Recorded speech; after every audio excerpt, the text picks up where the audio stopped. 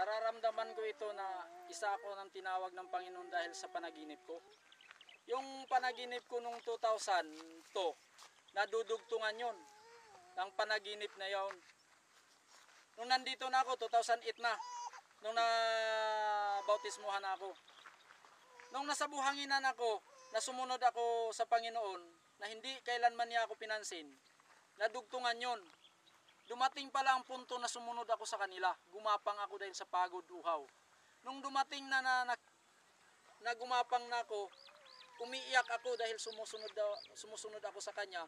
Hindi niya ako pinansin. Pero patuloy pa rin ako na gumagapang. Hanggang dumating ang punto na sa pagmulat ko, nakita ko ang Panginoon na may putong na. Tapos ang sabi niya sa akin, gusto mo palang susundan mo ako? Kung gusto mong sumunod sa akin, alamin mo ang buhay ko nung nasa mundo pa ako.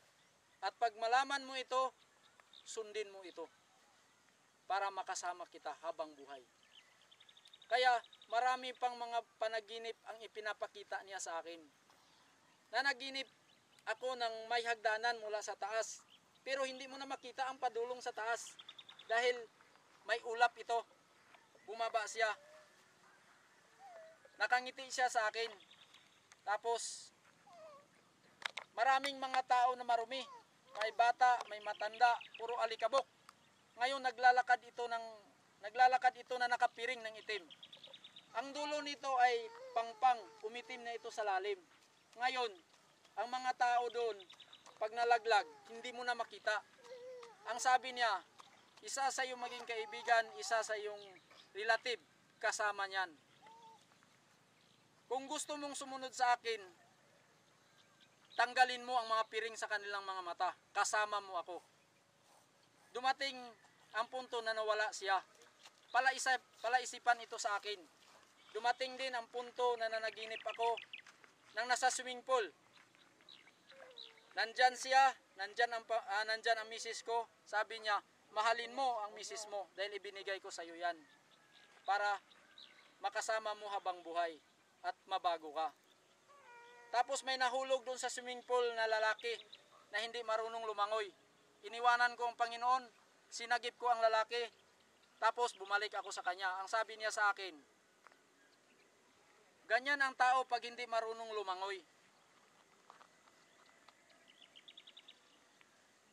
Mamamatay siya kung walang sasagip sa kanya. Tingnan mo itong barko, sabi niya. Ipinapakita niya sa akin ang barko dahil doon sa swimming pool, mayroong dagat. Sabi niya, pag nalunod itong barko, ikaw lang ang marunong lumangoy. Ang mga kasama mo ay hindi. Pati ikaw ay mamamatay, sasakyan kanila. Pero kung marunong silang lumangoy, sama-sama kayong pupunta sa lupa, sa isla. Pero kung hindi sila marunong lumangoy, ikaw ang sasakyan nila at hanggang mamatay ka.